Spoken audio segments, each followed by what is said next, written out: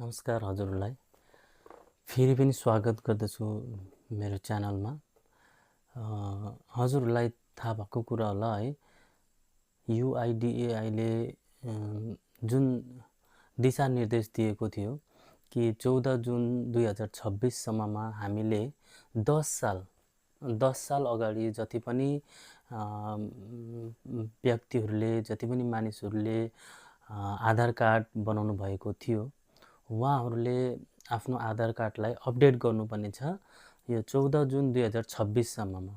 तर तपाईहरुलाई म यो जानकारी गराउन चाहन्छु कि यो निर्देश चाहिँ सरकारले किन दिनुभएको थियो भनेर है।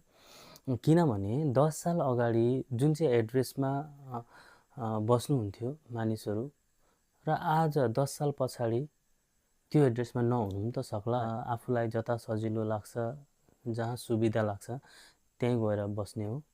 त्यसै कारणले गर्दा सरकारले 10 साल अगाडि जसले पनि आधार कार्ड बनाउनु भएको थियो र उहाँले चाहिँ आफ्नो आधार कार्डलाई अपडेट गर्नुपर्छ भनेर, एड्रेस अपडेट भनौँ न है, अपडेट गर्नुपर्छ। किन भन्दाखेरि चाहिँ हामीले 10 साल अगाडि कुन चाहिँ जग्गामा थियौँ र अहिले 10 साल पछाडि कुन चाहिँ जग्गामा छौँ त्यसको चाहिँ प्रमाण गर्नु पर्यो। किनभने 10 साल अगाडि सरकारकोमा त डेटा त्यही छ नि त है, 10 साल अगाडिकै डेटा छ र त्यो डेटा अनुसार नै सरकारले पनि खोज्ने हो, माग्ने हो र भोलिको दिनमा त्यो कुराले गर्दाखेरि चाहिँ जुन चाहिँ सरकारी कुराहरूमा हामीले बेनिफिट लिँदैछौँ त्यो बेनिफिट चाहिँ सही ढङ्गमा पुगोस् भनेर।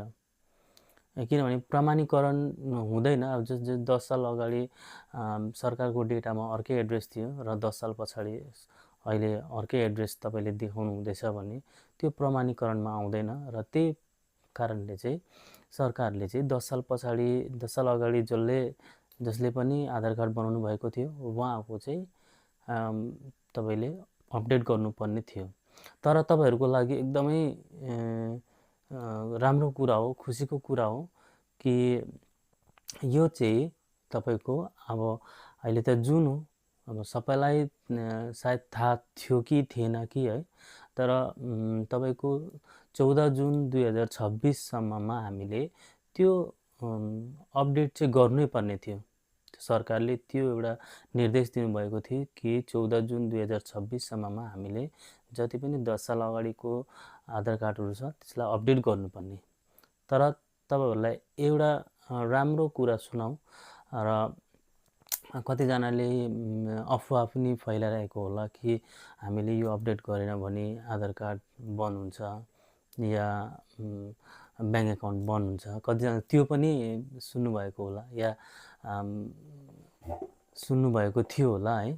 तर त्यो तपाईहरु डराउनु पर्दैन, किनभने त्यो कुरा होइन, त्यो एक्ज्याक्ट त्यो कुरा होइन, त्यो फेक हो कि त्यस्तो हुन्छ यस्तो हुन्छ। तर तपाईहरुलाई म सही जानकारी दिन जाँदैछु र मेरो चाहिँ कुरा यो हो कि जति पनि हाम्रो जनताहरू हुनुहुन्छ, जति पनि हामी आम जनताहरू छौँ, आम पब्लिकहरू छौँ र उहाँहरूले चाहिँ सही जानकारी पाओस्। अहिले सबैको हातमा मोबाइल हुन्छ, सबैले एन्ड्रोइड फोन चलाएकै हुन्छ र यो भिडियो चाहिँ अब सबैको नजरमा जाओस् भनेर नै मैले बनाएको हो र तपाईहरु आत्तिनु पर्दैन।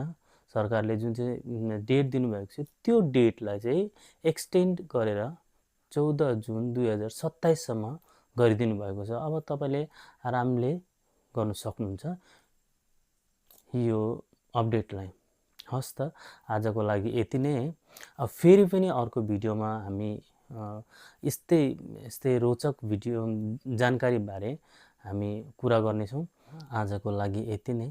अब फेरि अर्को भिडियोमा यस्तै नयाँ रोचक अनि महत्त्वपूर्ण भिडियो लिएर आउनेछु। धन्यवाद।